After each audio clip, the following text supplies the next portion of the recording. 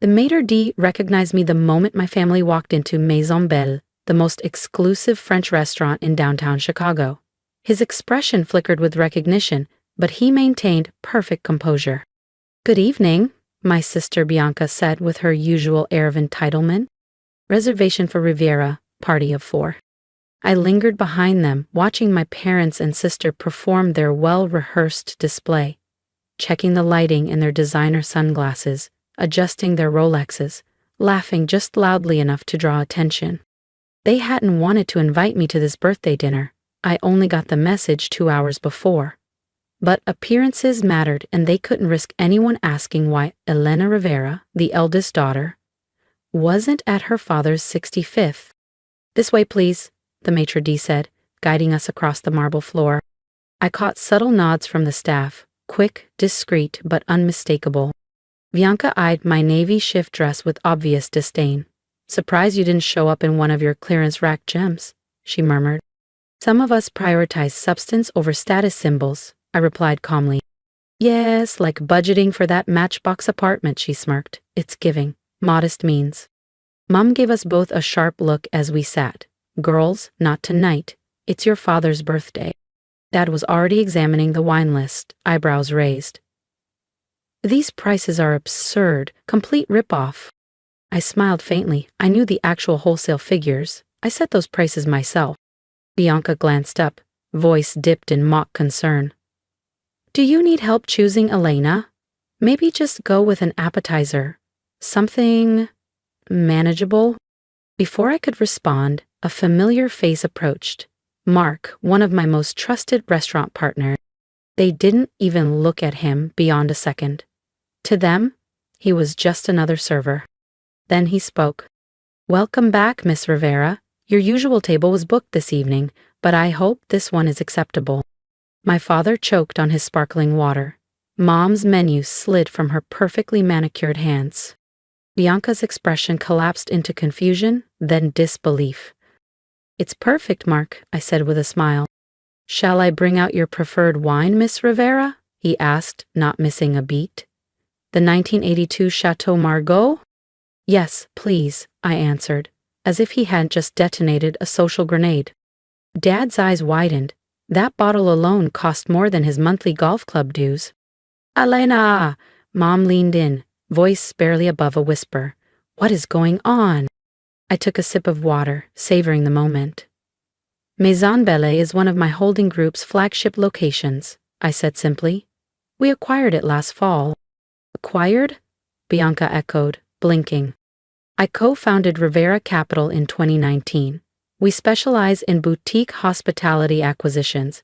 This is one of 12. Silence blanketed the table. Dad set the wine list down like it was radioactive. 12 restaurants? Hotels too, I added casually. I just usually prefer to keep work and family separate. Mark returned with the wine, uncorking it smoothly. He poured it with a deference my family was no longer sure how to process. "To your birthday, Dad," I said, raising my glass. They clinked awkwardly, still reeling. The thing about being underestimated? It makes the reveal taste even better, especially when it's a 1982 Bordeaux. "Oh, didn't I mention?" I said, folding my napkin neatly on my lap. "I bought Maison Belle 6 months ago, along with the entire Rivera hospitality group." Bianca's mouth opened and closed like a stunned goldfish. But you live in that tiny apartment," she sputtered. "And you shop at normal stores?" Mom added, blinking in disbelief. "Because I choose to," I said simply. "I've never measured success by square footage or designer labels." Just then, Mark returned with the bottle, presenting it with practiced elegance. "An excellent choice, as always, Miss Rivera. Shall I inform Chef Laurent to prepare your favorite dark chocolate soufflé for dessert?" "That would be lovely, Mark," I said with a warm smile. "And please bring the full tasting menu for the table. It's a celebration after all."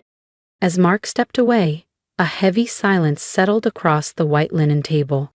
The kind of silence only possible when people realize they've spent the evening mocking the very person who signs the checks. My phone buzzed softly beside my plate, probably an update about the new Tokyo launch or the London flagship's permit approval. But I ignored it. Right now, this moment was too delicious to miss. There they were, my family, reeling in the revelation that the struggling daughter they pitied actually owned the chain of luxury restaurants they loved to flaunt in. The irony was thick enough to spread on toast. Dad gulped his water like it might magically wash away the awkwardness. Bianca was under the table, likely Googling Rivera Hospitality Group ownership. Me? I picked up the leather-bound menu, though I could recite every dish by heart, and casually flipped it open. Dinner was about to become far more entertaining. The tasting menu began arriving course by course. Seared scallops with saffron beurre blanc, duck confit over truffle risotto, and a citrus palate cleanser served in hand-carved glass. Chef Laurent was clearly aware I was in the room and pulling out all the stops. My family, however, was unusually quiet, picking at their food with the uncertainty of people dining in a home they no longer understood. Finally, Dad cleared his throat. "So, Elena, how exactly did all this happen?" I took a long, slow sip of the Bordeaux, savoring its richness. "Do you remember that MBA program you refused to fund?" I said, turning to him with measured calm. "The one you said was a waste because I focused on restaurant operations instead of Diana's finance track?" He shifted in his seat, suddenly fascinated by the candle centerpiece. Bianca, red-faced, attacked her foie gras like it owed her money. "Well," I continued smoothly, "it turns out there was a real demand for modernizing luxury hospitality management. I built a platform, raised capital, and River of Capital took off." I placed my glass down. "We now own 32 properties across 3 continents." Mom's fork clattered against her porcelain plate. "Ducaire in New York, La Maison in Paris, and that charming bistro in London where you celebrated your anniversary last year." I smiled. "The one you bragged about scoring impossible reservations for." Bianca paled.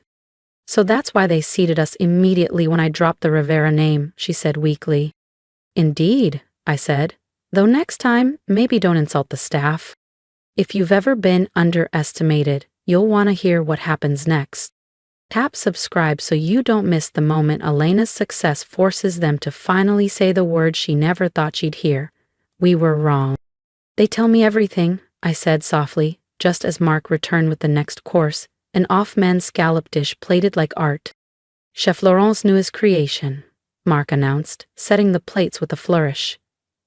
"He'd like your opinion, Miss Rivera," before adding it to the spring menu. Dad's eyes narrowed slightly, doing silent math in his head. I recognized the look.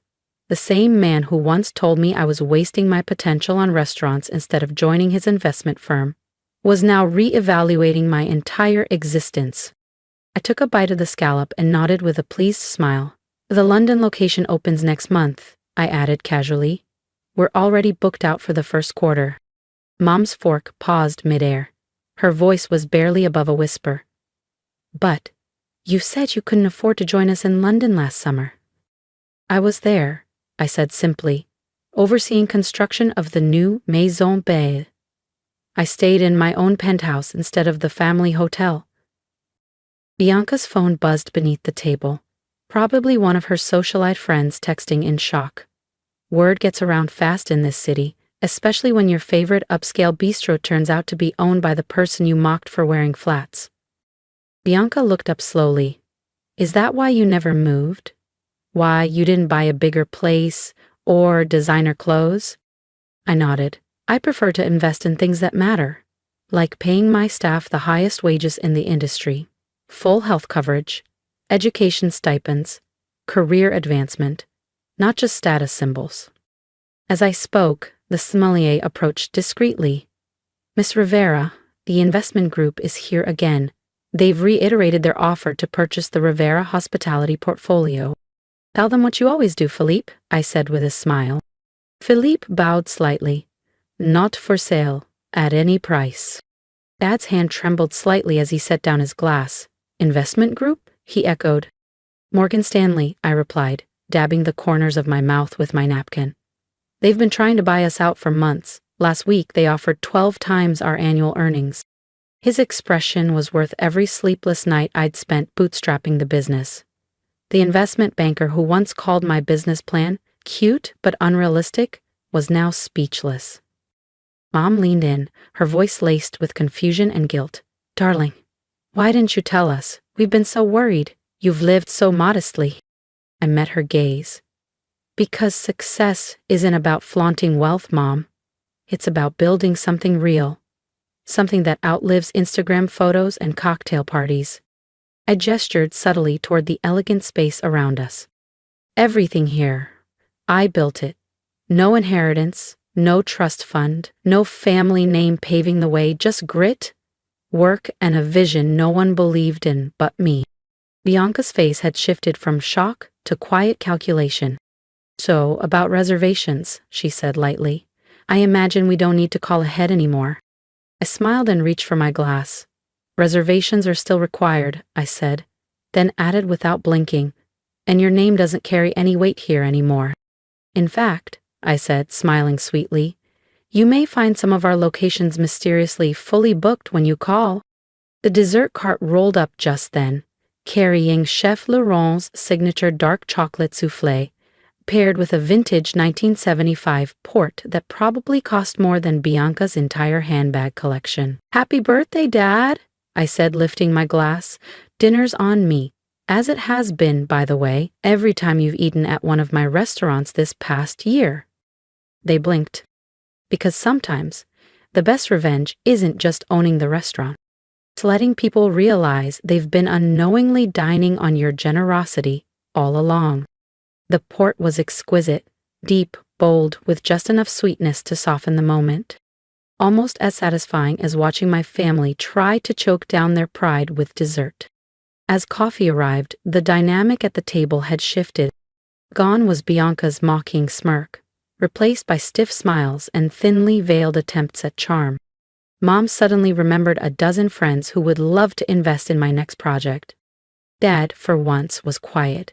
I could almost hear him replaying all the times he'd boasted about Bianca's junior position at the firm, while referring to my work as that little food thing. Just then, Mark returned. "Miss Rivera," he said softly, "Chef Laurent would appreciate your feedback in the kitchen whenever it's convenient. The London menu still needs your final approval." Bianca perked up. "Oh, could I come? I'd love to see the kitchen." I smiled politely. "I'm afraid it's restricted to staff and owners only. Health regulations, you understand." Mom tried another angle. "Darling, we must host a celebration. To think, our daughter, such a successful restaurant owner," I finished, setting my coffee down. "Strange, that wasn't worth celebrating when you thought I was just managing a single storefront."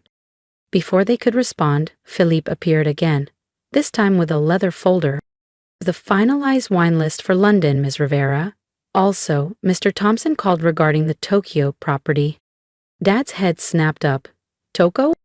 Opening next spring," I confirmed, "though I'm sure Bianca can fill you in. She was just there last month, remember? Trying to get a table at Maison Jolie in Paris by name-dropping Rivera." Bianca flushed, sinking slightly into her chair. "I didn't know they'd tell you," she mumbled. I leaned forward. "They always tell me. Every rude comment, every entitled demand, every time someone tries to skip the line or argue over prices, it all gets back to me." I stood, smoothing the black dress they'd silently mocked earlier, blissfully unaware it was a custom piece from a Paris atelier I personally invested in. "Now, if you'll excuse me," I said, placing my napkin on the table, "I need to speak with my chef." Mom reached for me weakly. "But it's your father's birthday dinner." I turned back with one final smile. "And I've paid for it, just like I've paid for every meal you've enjoyed in my restaurants." I gave a quiet nod to Mark. "Please, make sure my family has everything they need," I said, "and add the standard gratuity to their bill." Bianca nearly choked. "Wait, their bill?" "Of course," I replied with a gentle smile. "Just because I own the place doesn't mean everything's free." "That wouldn't be good business, would it, Dad?" He didn't answer. In the kitchen, Chef Laurent greeted me warmly, already laying out the preliminary menu for our London launch. We moved through wine pairings, seasonal adaptations, and plating details with the ease of longtime collaborators. Through the kitchen's glass panel, I could see my family seated in awkward formation, leaning in close, whispering now. The dynamic had flipped.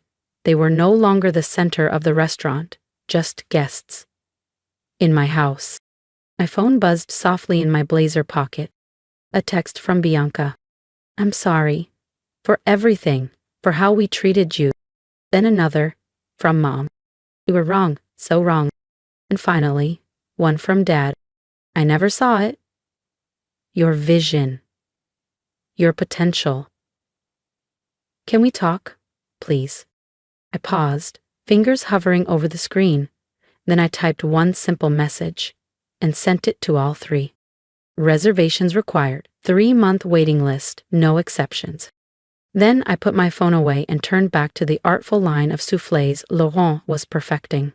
To the empire I'd quietly built while no one was paying attention. To the success no one in my family had ever believed I could achieve. Later that night, I walked through the cool, minimalist space I called home, my apartment, as they knew it. The entire top floor of a Gold Coast high-rise. Technically an apartment, functionally a penthouse. The furniture was simple, the lighting warm. I liked it that way. I paused at the framed review on the entry table. It had been published just months after I bought Maison Belle, back when everyone thought it was a vanity project destined to fail. Unknown buyer transforms struggling bistro into culinary juggernaut. Unknown. Underestimated. Unstoppable. I smiled, picked up my phone, typed out one final message to the family group chat. Next time you judge someone's worth, remember, the person you're looking down on might just own the ground you're standing on. Then, I opened my laptop, pulled up the architectural renders for our Tokyo flagship, and got back to work. Because in the end, success isn't about proving others wrong. It's about continuing to prove yourself right. And sometimes, the sweetest taste doesn't come from the finest wine or the perfect souffle.